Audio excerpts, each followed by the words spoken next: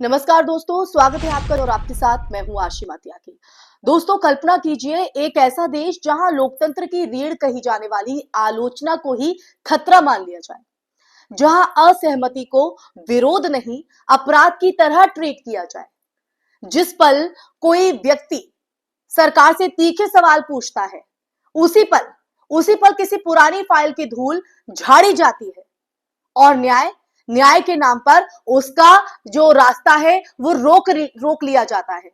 उत्तर प्रदेश के पूर्व आईपीएस अधिकारी, जी हां, अमिताभ ठाकुर की हालिया गिरफ्तारी ने इसी बहस को फिर से राष्ट्रीय स्तर पर जगा दिया है। दोस्तों, ये सिर्फ एक गिरफ्तारी की खबर नहीं है, ये उस बढ़ती प्रवृत्ति का हिस्सा भी है जहां सत्ता की आलोचना सीधे जोखिम में बदलती जा रही है। अमिताभ ठाकुर, जिसके बारे में मैंने पहले भी आपको बताया था कि वो अचानक ट्रेन से गायब हो जाते हैं, उनके परिवार को भी इत्तला नहीं की जाती, लेकिन अब उनकी गिरफ्तारी की खबर सामने आई है। अमिताभ ठाकुर लंबे समय से अपनी बेबाकी और ईमानदार छवि के लिए जाने जाते हैं, पहचान रखते हैं। सत्ताधारी दल किसी भी पार्टी का हो, उन्होंने हमेशा हमेशा सार्वजनिक हित में अपनी राय रखी, प्रशासनिक भ्रष्टाचार की आलोचना की और कई बार सरकार की जो नीतियां हैं उन नीतियों पर सवाल भी उठाए। लेकिन अब विपक्ष का आरोप है कि बीजेपी सरकार उनकी इसी स्वतंत्र आवाज से परेशान थी।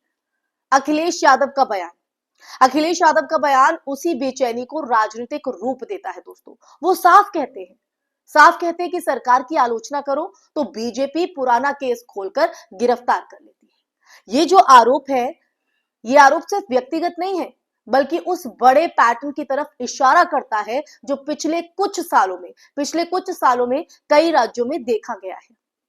क्रिटिसिज्म क्रिटिसिज्म के बाद केस के बाद जो है गिरफ्तारी। दोस्तों, ये भी जो है गौर करने वाली बात ये है कि यूपी में होने वाली ये जो कार्रवाई है वो ऐसा अकेला मामला नहीं है। महाराष्ट्र की राजनीति में भी कुछ ऐसा ही दृश्य जो है वो देखने को मिला है। निकाय चुनाव नजदीक आते ही राज ठाकरे, जिन्होंने हाल ही में उद्धव ठाकरे के साथ राजनीतिक निकटता जो है वो बढ़ाई और अचानक एक पुराने मामले में घिरते दिखाई दिए। इस पुराने केसों की अगर सक्रियता की बात करें तो इस सक्रियता ने ही विपक्ष को यह कहने का मौका दिया है कि ये बीजेपी हर संभावित राजनीतिक चुनौती को कानूनी हथियारों से दबाने की कोशिश कर रही है।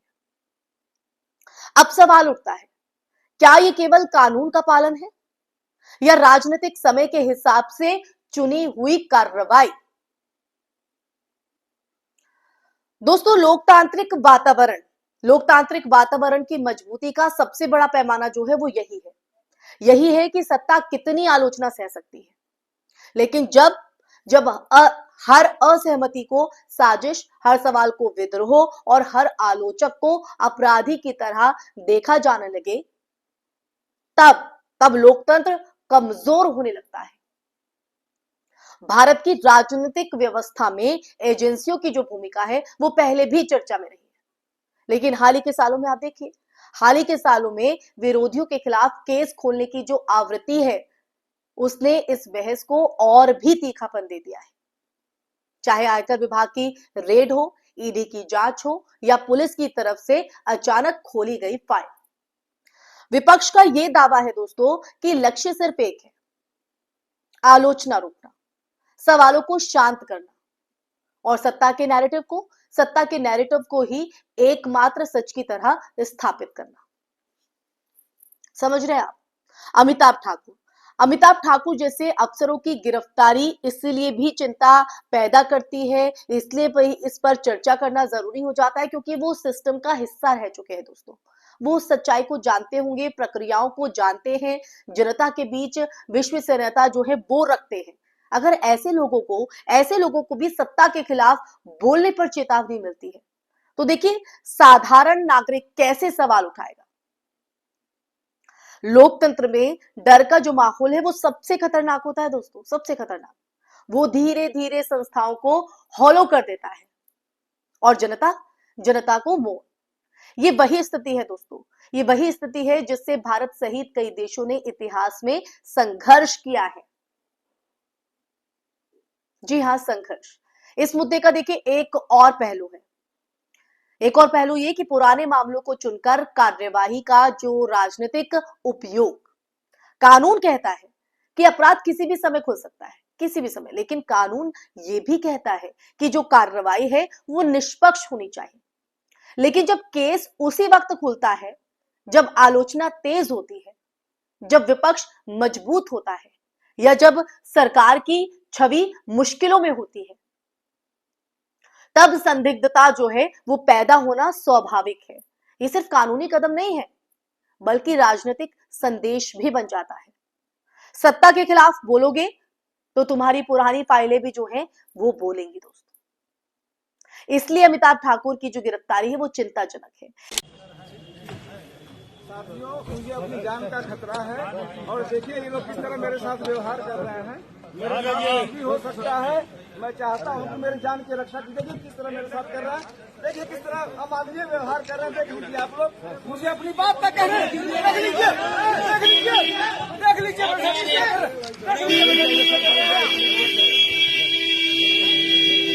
इस पूरे घटनाक्रम में आप देखिए, इस पूरे घटनाक्रम में सबसे बड़ा सवाल यही है, क्या भारत की राजनीति में पुरानी फाइलें अब एक नया राजनीतिक हथियार बन चुकी हैं क्या? आप ही बताइए। क्या ये संयोग है?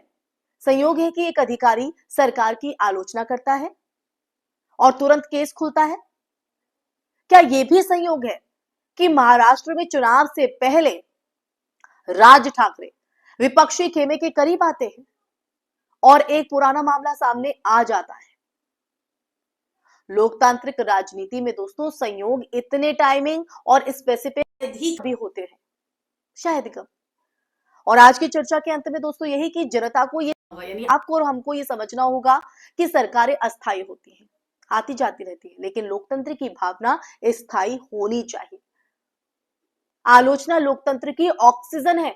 अगर इसे रोका गया तो व्यवस्था सुस्त नहीं बल्कि बीमार हो जाती है। अमिताभ ठाकुर का जो मामला है वो सिर्फ एक गिरफ्तारी नहीं है दोस्तों, बल्कि एक चेतावनी भी है। चेतावनी है कि किसी भी नागरिक की आवाज सत्ता के असंतोष से टकरा सकती है। और ये जो वीडियो है वो देखते हुए एक बात आप हमेशा याद रखिए, सवाल पूछने वालों को चुप कराया जा सकता है, लेकिन सवालों को नहीं, बिल्कुल भी नहीं। और जब सवाल जीवित रहते हैं ना, लोकतंत्र भी जीवित रहता है। तो अब आप तय कीजिए दोस्तों कि लोकतंत्र को जीवित रखने के लिए आप अपनी भागीदारी कैसे निभाएंगे, मौन रहकर या आवाज उठाकर। अगर लोकतंत्र को जिंदा रखना है तो हमें सिर्फ सरकारों को नहीं बल्कि उस सिस्टम को भी मजबूत करना होगा दोस्तों, जो आलोचना को भय नहीं सुधार का रास्ता मानता है। क्योंकि जब सत्ता से सवाल करना अपराध लगने लगे, तब असली अपराध सत्ता ही कर रही होती है। इसी के साथ इस चर्चा में फिलहाल के लिए बस इतना ही दोस्तों। ये चर्चा आपको कैसी लगी कमेंट बॉक्स में कमेंट करके जरूर बताइएगा। साथ ही इस वीडियो को ज्यादा से ज्यादा शेयर कीजिएगा, हमारे चैनल को सब्सक्राइब कीजिएगा। फिर हाजिर होंगे एक ऐसे ही मुद्दे के साथ। तब तक के लिए अपना ख्याल रखिए। जय हिंद, जय भारत, नमस्कार।